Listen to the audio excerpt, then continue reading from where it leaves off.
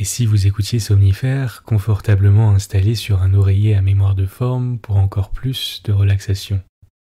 Merci lesoreillerpaul.fr de soutenir ce podcast. Plus d'infos et un code promo en description de cet épisode. Somnifère, le podcast. Somnifère, c'est un podcast en 2 parties. D'abord une courte séance de relaxation conçue pour vous préparer au sommeil, suivie d'une histoire à dormir debout qui vous fera tomber dans les bras de Morphée. Disponible à l'écoute chaque soir, dès 19h, sauf les vendredis et samedis soirs. Si vous aimez ce podcast, merci de le noter sur la plateforme sur laquelle vous l'écoutez. Pour toute question ou suggestion, envoyez un mail à l'adresse morphée@somnifairelepodcast.com. Bonne écoute et bonne nuit. Installez-vous confortablement et fermez les yeux. Votre programme du soir va commencer. Faut pas jouer aux riches quand on n'a pas le sou, chantait Jacques Brel. Bonsoir à tous, nous sommes le mercredi 17 février et Somnifère vous raconte ce soir l'histoire d'une femme qui a toujours rêvé d'être riche et mondaine et qui va vivre son rêve le temps d'une soirée. Il s'agit d'une nouvelle de Maupassant sur les thèmes du paraître et des illusions vaines, intitulée La Parure. Un bonne nuit tout spécial ce soir à Thomas de Paris et Isabelle des Deux-Sèvres, et merci d'avoir partagé Somnifère sur vos réseaux sociaux. Plus d'infos dans la description de cet épisode. Je vous souhaite une excellente nuit, et maintenant place à notre séance de relaxation. La séance de relaxation. Installez-vous confortablement, mettez-vous à l'aise. Commencez par prendre un moment pour détendre votre corps. Prenez un moment pour relâcher toutes les tensions inutiles en partant du bas de votre corps et en montant jusqu'en haut.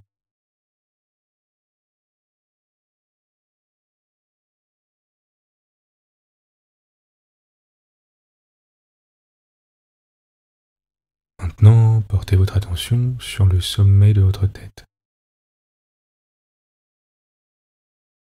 Sentez comme une chaleur venir caresser le sommet de votre tête,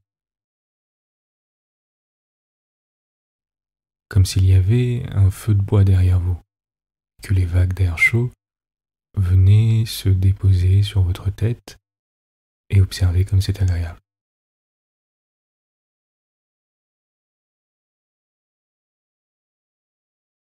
Prenez une grande inspiration par le nez.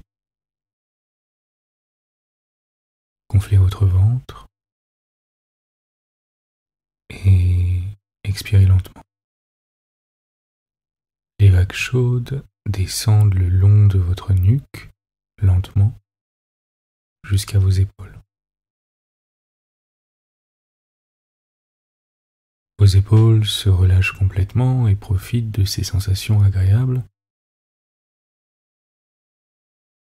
avant d'être complètement enveloppées d'une douce chaleur réconfortante.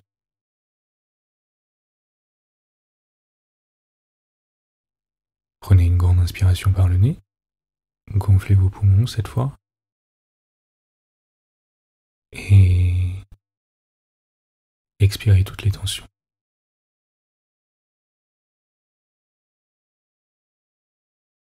Vos joues se relâchent,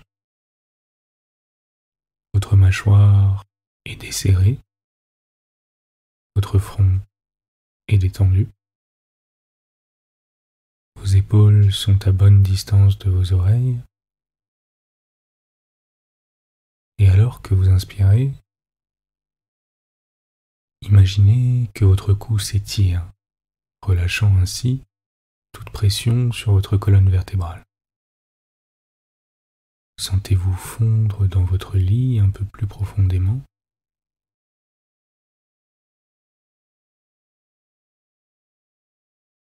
Laissez la chaleur descendre lentement le long de votre dos, petit à petit, alors que votre ventre se gonfle comme un ballon et redescend confortablement. Laissez la détente s'installer calmement dans la douceur et la tranquillité. Notez comme le mouvement de votre poitrine qui monte à l'inspire, qui redescend à l'expire, est apaisant et réconfortant.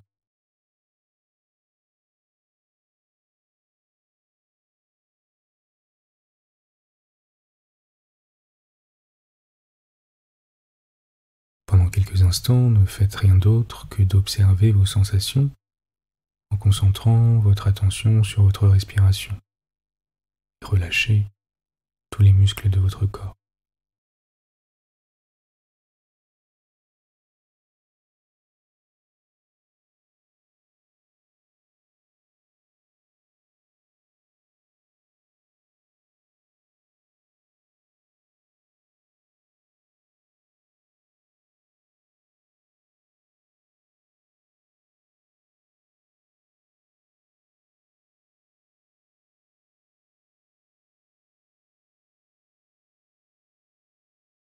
Vous êtes calme et détendu. L'histoire du soir. Guy de Maupassant. La parure. C'était une de ces jolies et charmantes filles, nées comme par une erreur du destin dans une famille d'employés. Elle n'avait pas de dot, pas d'espérance, aucun moyen d'être connue, comprise, aimée, épousée par un homme riche et distingué, et elle se laissa marier avec un petit commis du ministère de l'Instruction publique. Elle fut simple, ne pouvant être parée, mais malheureuse comme une déclassée, car les femmes n'ont point de caste ni de race, leur beauté, leur grâce et leur charme leur servant de naissance et de famille. Leur finesse native, leur instinct d'élégance, leur souplesse d'esprit sont leur seule hiérarchie et font des filles du peuple les égales des plus grandes dames. Elle souffrait sans cesse, se sentant née pour toutes les délicatesses et tous les luxes. Elle souffrait de la pauvreté de son logement, de la misère des murs, de l'usure des sièges et de la laideur des étoffes. Toutes ces choses, dont une autre femme de sa caste ne se serait même pas aperçue, la torturaient et l'indignaient. La vue de la petite Bretonne qui faisait son humble ménage éveillait en elle des regrets désolés et des rêves éperdus. Elle songeait aux antichambres muettes, capitonnées avec des tentures orientales, éclairées par de hautes torchères de bronze, et aux deux grands valets en culottes courtes qui dorment dans les larges fauteuils, assoupis par la chaleur lourde du calorifère. Elle songeait aux grands salons vêtus de soie ancienne, aux meubles fins portant des bibelots inestimables, et aux petits salons coquets, parfumés, faits pour la causerie de 5 heures avec les amis les plus intimes, les hommes connus et recherchés, dont toutes les femmes envient et désirent l'attention. Quand elle s'asseyait pour dîner devant la table ronde, couverte d'une nappe de 3 jours, en face de son mari qui découvrait la soupière en déclarant d'un air enchanté « Ah, le bon pot-au-feu, je ne sais rien de meilleur que cela », elle songeait aux dîners fins, aux argenteries reluisantes, aux tapisseries, peuplant les murailles de personnages anciens et d'oiseaux étranges au milieu d'une forêt de féerie. Elle songeait aux plats exquis servis en des vaisselles merveilleuses, aux galanteries chuchotées et écoutées avec un sourire de sphinx, tout en mangeant la chair rose d'une truite ou des ailes de gélinotte. Elle n'avait pas de toilette, pas de bijoux, rien. Et elle n'aimait que cela, elle se sentait faite pour cela. Elle eut tant désiré plaire, être enviée, être séduisante et recherchée. Elle avait une amie riche, une camarade de couvent qu'elle ne voulait plus aller voir tant elle souffrait en revenant. Et elle pleurait pendant des jours entiers de chagrin, de regret, de désespoir et de détresse. Or un soir, son mari rentra l'air glorieux et tenant à la main une large enveloppe. « Tiens, dit-il, voici quelque chose pour toi. » Elle déchira vivement le papier et en tira une carte qui portait ces mots. Le ministre de l'Instruction publique et Madame Georges Ramponneau prient Monsieur et Madame Loisel de leur faire l'honneur de venir passer la soirée à l'hôtel du ministère le lundi 18 janvier. Au lieu d'être ravie comme l'espérait son mari, elle jeta avec dépit l'invitation sur la table en murmurant « Que veux-tu que je fasse de cela ? Mais ma chérie, je pensais que tu serais contente. Tu ne sors jamais et c'est une occasion cela, et une belle. J'ai eu une peine infinie à l'obtenir. Tout le monde en veut, c'est très recherché et on n'en donne pas beaucoup aux employés. Tu verras là tout le monde officiel. » Elle le regardait d'un air irrité, et elle déclara avec impatience. « Que veux-tu que je me mette sur le dos pour aller là ?» Il n'y avait pas songé. Il balbutia. « Mais la robe avec laquelle tu vas au théâtre, elle me semble très bien à moi. » Il se tut, stupéfait et perdu, en voyant que sa femme pleurait. 2 grosses larmes descendaient lentement des coins des yeux vers les coins de la bouche. Il bégaya. « Qu'as-tu ? Qu'est-ce qui se passe ?» Mais par un effort violent, elle avait dompté sa peine et elle répondit d'une voix calme en essuyant ses joues humides. « Rien, seulement je n'ai pas de toilette et par conséquent je ne peux aller à cette fête. Donne ta carte à quelques collègues dont la femme sera mieux nippée que moi. » Il était désolé. Il reprit. « Voyons, Mathilde, combien cela coûterait-il une toilette convenable qui pourrait te servir encore en d'autres occasions, quelque chose de très simple. » Elle réfléchit quelques secondes, établissant ses comptes et songeant aussi à la somme qu'elle pouvait demander, sans s'attirer un refus immédiat et une exclamation effarée du commis économe. Enfin, elle répondit en hésitant. « Je ne sais pas au juste, mais il me semble qu'avec 400 francs, je pourrais y arriver. » Il avait un peu pâli car il réservait cette somme pour acheter un fusil et s'offrir des parties de chasse l'été suivant, dans la plaine de Nanterre, avec quelques amis qui allaient tirer des alouettes par là le dimanche. Il dit cependant « Soit, je te donne 400 francs, mais tâche d'avoir une belle robe. » Le jour de la fête approchait, et Madame Loisel semblait triste, inquiète, anxieuse. Sa toilette était prête cependant. Son mari lui dit un soir « Qu'as-tu ? Voyons, tu es toute drôle depuis 3 jours. » Et elle répondit « Cela m'ennuie de n'avoir pas un bijou, pas une pierre, rien à mettre sur moi. J'aurais l'air misère comme tout. J'aimerais presque mieux ne pas aller à cette soirée. » Il reprit « Tu mettras des fleurs naturelles, c'est très chic en cette saison-ci. Pour 10 francs, tu auras 2 ou 3 roses magnifiques. » Elle n'était point convaincue. « Non, il n'y a rien de plus humiliant que d'avoir l'air pauvre au milieu de femmes riches. » Mais son mari s'écria « Que tu es bête, va trouver ton amie Madame Forestier et demande-lui de te prêter des bijoux, tu es bien assez lié avec elle pour faire cela. » Elle poussa un cri de joie. « C'est vrai, je n'y avais point pensé. » Le lendemain, elle se rendit chez son amie et lui conta sa détresse. Madame Forestier alla vers son armoire à glace, prit un large coffret, l'apporta, l'ouvrit et dit à Madame Loisel « Choisis, ma chère. » Elle vit d'abord des bracelets, puis un collier de perles, puis une croix vénitienne, or et pierreries, d'un admirable travail.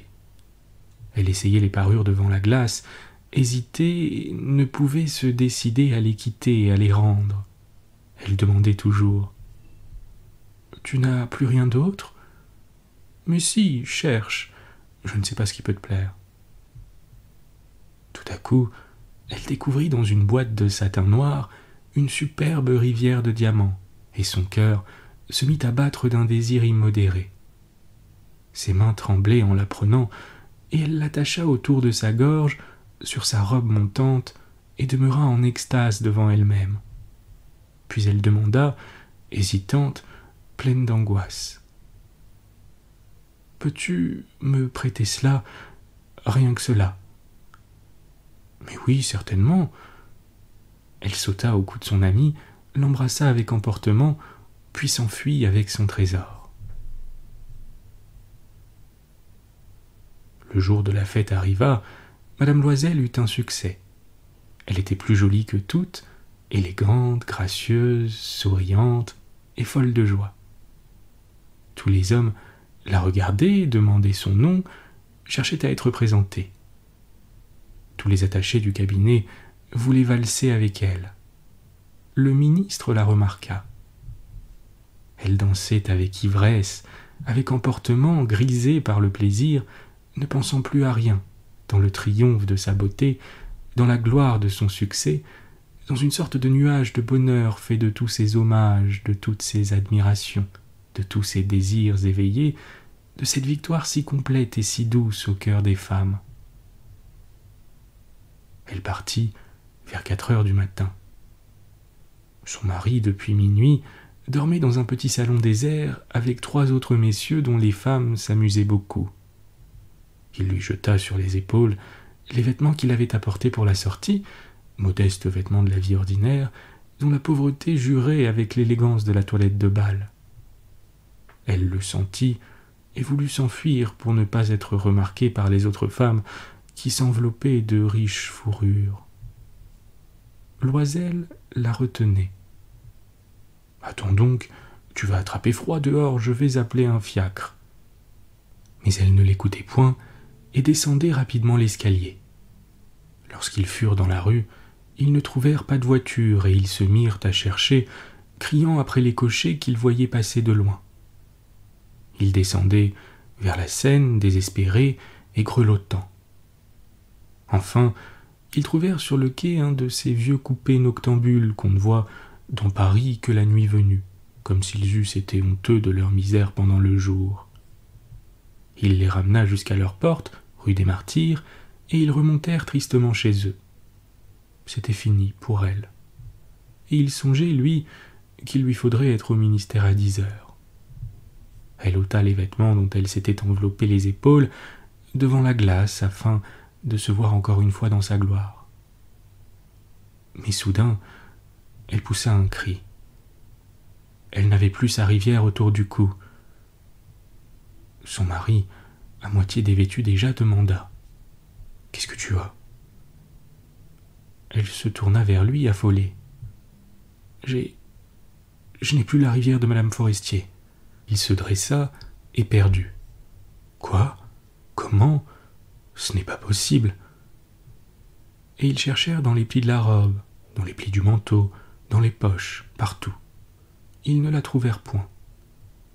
Ils demandaient « Tu es sûr que tu l'avais encore en quittant le bal ?»« Oui, je l'ai touchée dans le vestibule du ministère. »« Mais si tu l'avais perdue dans la rue, nous l'aurions entendue tomber, elle doit être dans le fiacre. »« Oui, c'est probable.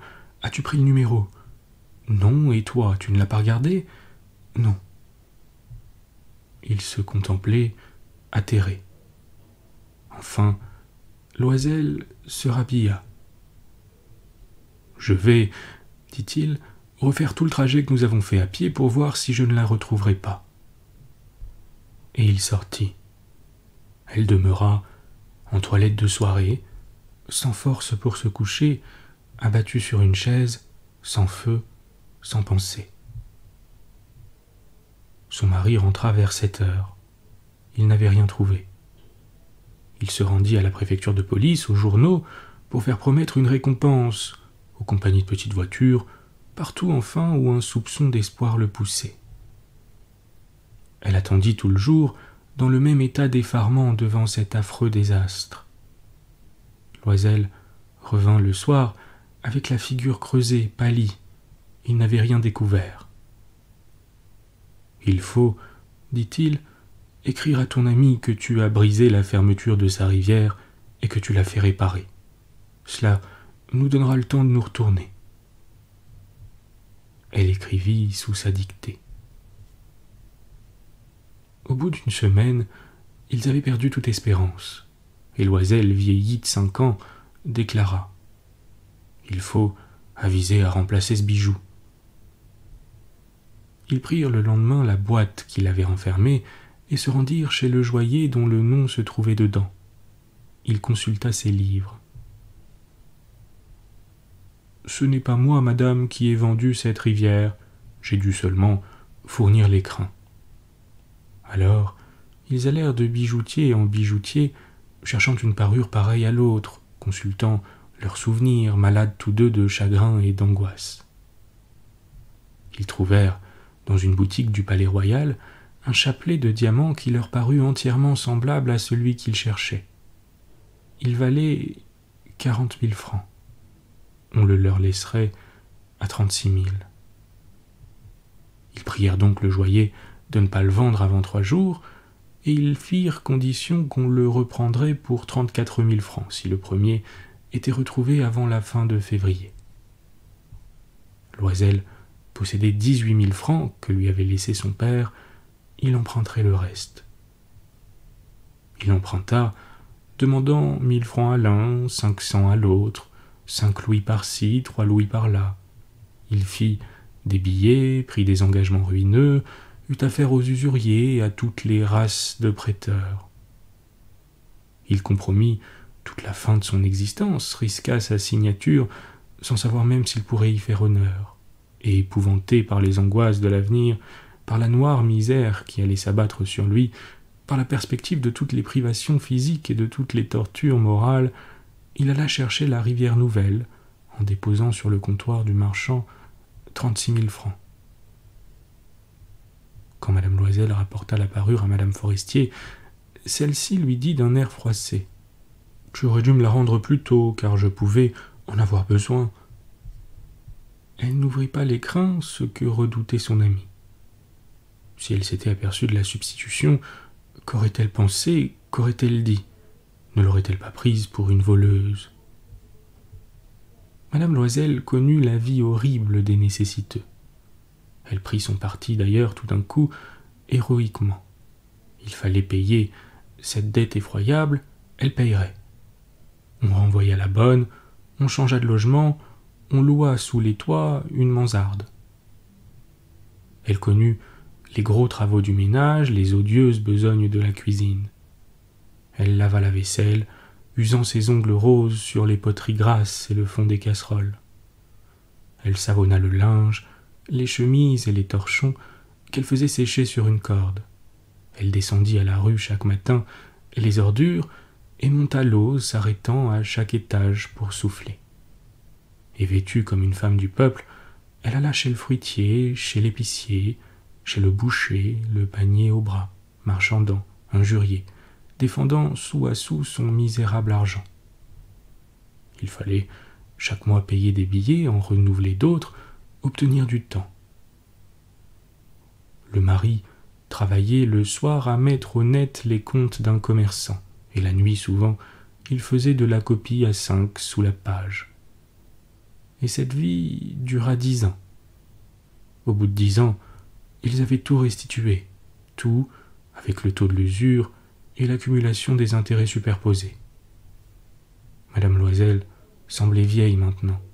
Elle était devenue la femme forte et dure et rude des ménages pauvres. Mal peignée, avec les jupes de travers et les mains rouges, elle parlait haut, lavait à grande eau les planchers. Mais parfois, lorsque son mari était au bureau, elle s'asseyait auprès de la fenêtre et elle songeait à cette soirée d'autrefois, à ce bal, où elle avait été si belle et si fêtée. Que serait-il arrivé si elle n'avait point perdu cette parure? Qui sait? Comme la vie est singulière, changeante. Comme il faut peu de choses pour vous perdre ou vous sauver. Or, un dimanche, comme elle était allée faire un tour aux Champs-Élysées pour se délasser des besognes de la semaine, elle aperçut tout à coup une femme qui promenait un enfant. C'était madame Forestier, toujours jeune, toujours belle, toujours séduisante. Madame Loisel se sentit émue. Allait-elle lui parler? Oui, certes. Et maintenant qu'elle avait payé, elle lui dirait tout. Pourquoi pas? Elle s'approcha. « Bonjour, Jeanne. » L'autre ne la reconnaissait point, s'étonnant d'être appelée ainsi familièrement par cette bourgeoise. Elle balbutia. « Mais, madame, je ne sais, vous devez vous tromper. Non, je suis Mathilde Loisel. » Son amie poussa un cri. « Oh, ma pauvre Mathilde, comme tu es changée. Oui, j'ai eu des jours bien durs depuis que je ne t'ai vue, et bien des misères. Et cela à cause de toi. » « De moi? Comment ça? Tu te rappelles bien cette rivière de diamants que tu m'as prêtée pour aller à la fête du ministère? » « Oui, eh bien, je l'ai perdue. »« Comment, puisque tu me l'as rapportée? »« Je t'en ai rapporté une autre toute pareille, et voilà 10 ans que nous la payons. Tu comprends que ça n'était pas aisé pour nous qui n'avions rien. Enfin, c'est fini, et je suis rudement contente. » Madame Forestier s'était arrêtée. « Tu dis que tu as acheté une rivière de diamants pour remplacer la mienne? » ?»« Oui, tu ne t'en étais pas aperçu, hein. Elles étaient bien pareilles. » Et elle souriait d'une joie orgueilleuse et naïve. Madame Forestier, fort émue, lui prit les 2 mains. « Ma pauvre Mathilde, mais la mienne était fausse. Elle valait au plus 500 francs. »